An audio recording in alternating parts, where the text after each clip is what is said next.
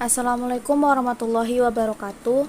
Kami dari kelompok 5 yang beranggotakan saya Uswatun Hasanah 20568, Friza Gustiani 20564 dan Al Habib Rizik 20577.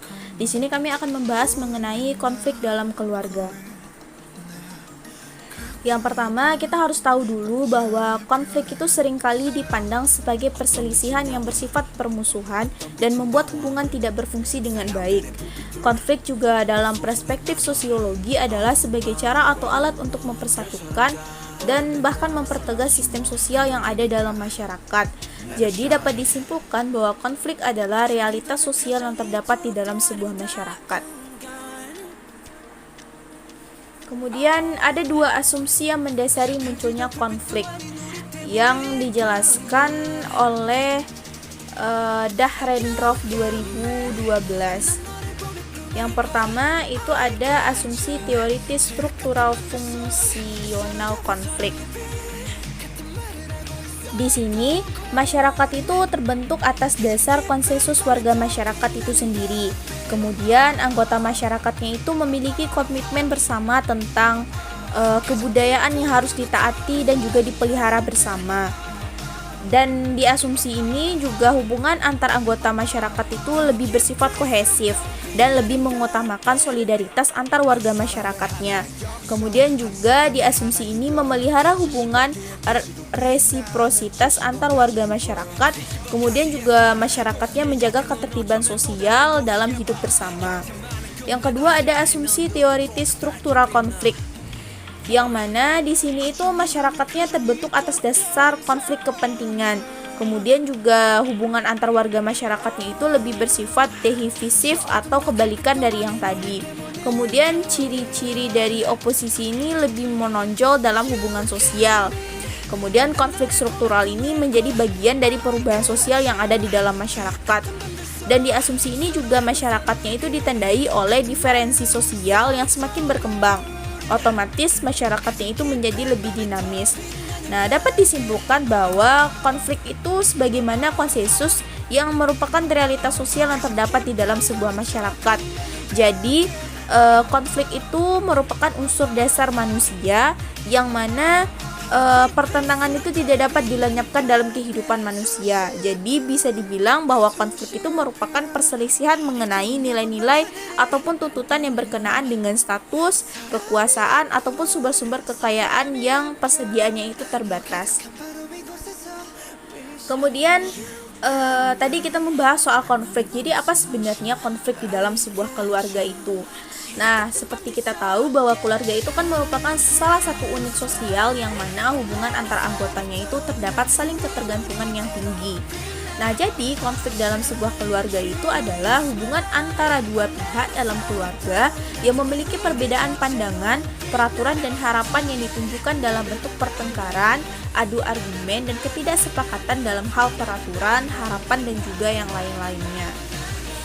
Kemudian apa saja sih faktor penyebab sebuah konflik ini? Sebenarnya faktor penyebab sebuah konflik itu secara umum itu ada hilangnya fungsi sosial. Seperti yang kita tahu bahwa fungsi sosial itu akan hilang jika terdapat sebuah konflik di dalam masyarakat itu sendiri atau di dalam sebuah keluarga. Kemudian cemburu. Cemburu ini kan lebih kepada sebuah konflik yang terjadi di dalam sebuah keluarga. Kadang karena ketidakpercayaan satu sama lain ataupun keluarga itu sendiri gitu. Jadi bisa menyebabkan cemburu dan menyebabkan ujung-ujungnya konflik di dalam sebuah keluarga. Kemudian perbedaan pendapat. Seperti yang kita tahu sebenarnya perbedaan pendapat itu di dalam keluarga itu udah jadi hal yang lazim untuk dilakukan di dalam sebuah keluarga itu. Kadang ada keluarga tuh yang mereka berselisih pendapat, tetapi di dalam berselisih pendapat itu menemukan sebuah kesimpulan di dalam perselisihan itu. Tapi yang menyebabkan sebuah konflik di sini itu kadang perbedaan pendapat ini memicu emosi, kemudian memicu sebuah pertengkaran di dalam rumah tangga yang menyebabkan sebuah konflik nanti ujung-ujungnya di dalam sebuah keluarga. Kemudian masalah ekonomi. masalah ekonomi ini udah menjadi seperti bagian yang sangat-sangat sering terjadi di dalam sebuah konflik keluarga.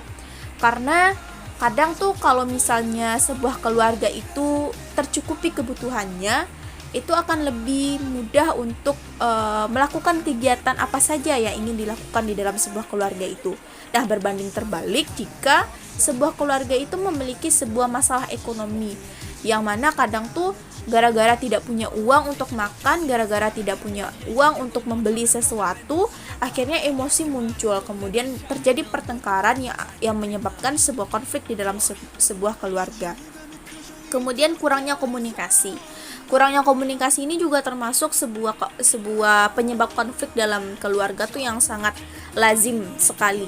Kadang ada anak yang mereka tuh sifatnya diam saja dan tidak pernah curhat sama kedua orang tuanya, kemudian orang tuanya pun juga tidak pernah bertanya kepada anaknya, sehingga di dalam sebuah keluarga itu terjalin komunikasi yang tidak beraturan atau disebut dengan kurangnya komunikasi.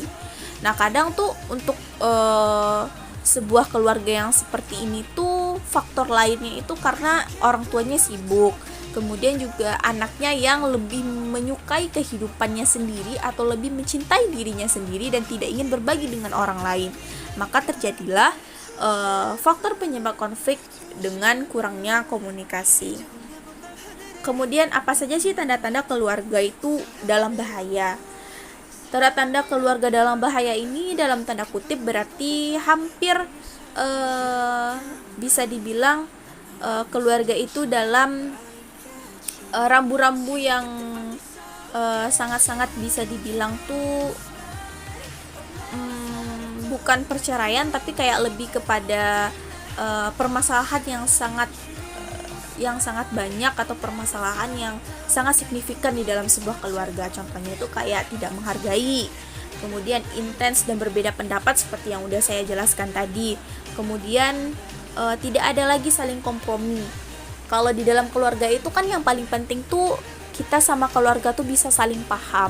Gunanya keluarga itu bisa mengadu nasib, kemudian juga bisa bercerita tentang hal baik itu suka ataupun duka. Jika misalnya kita tuh tidak ada lagi sebuah saling kompromi ataupun komunikasinya itu sudah tidak terjalin lagi, berarti tanda-tandanya itu keluarga kita dalam bahaya. Kemudian merasa kesepian. Walaupun sebenarnya yang merasa kesepian ini kan kadang tuh ada orang yang mereka tuh wajahnya happy-happy aja tapi hatinya sebenarnya lagi kesepian. Nah, di dalam sebuah keluarga juga sebenarnya kalau kita merasa kesepian itu bisa dibilang sesuatu hal yang udah biasa terjadi, tetapi kalau misalnya merasa kesepiannya itu udah di atas rata-rata gitu kan, berarti tanda-tanda keluarga itu udah dalam bahaya. Kemudian pembicaraannya itu selalu tidak menyenangkan, apa-apa aja tuh padahal udah berusaha untuk menyenangkan pembicaraan tetapi ternyata tidak direspon dengan baik. Kemudian pembicaraannya itu tidak selalu menyenangkan, akhirnya keluarganya dalam bahaya atau tanda-tanda keluarga dalam bahaya. Kemudian bagaimana sih salah solusi mengatasi konflik ini? Yang pertama, terjemahkan dulu apa sih yang sebenarnya bisa kita inginkan. Kadang tuh Allah memberikan apa yang kita butuhkan, bukan apa yang kita inginkan. Tapi tidak apa-apa kalau misalnya kita ingin bercita-cita mempunyai sesuatu, atau di dalam sebuah konflik ini coba dulu cari apa sebenarnya yang kita inginkan di dalam diri kita, bagaimana sih cara mengatasinya. Kemudian kumpulkan sebanyak mungkin informasi. Kadang sebuah konflik ini terjadi karena informasi yang tidak cukup, kemudian juga simpang siur yang terjadi dari dua belah pihak itu ataupun masuk orang lain. Jadi informasinya itu tidak cukup, akhirnya si konflik ini terjadi. Kemudian tetapkan dulu bentuk proses negosiasi. Seperti yang kita tahu kalau negosiasi itu kan yang terjadi antara si A dengan si B gitu. Bagaimana caranya supaya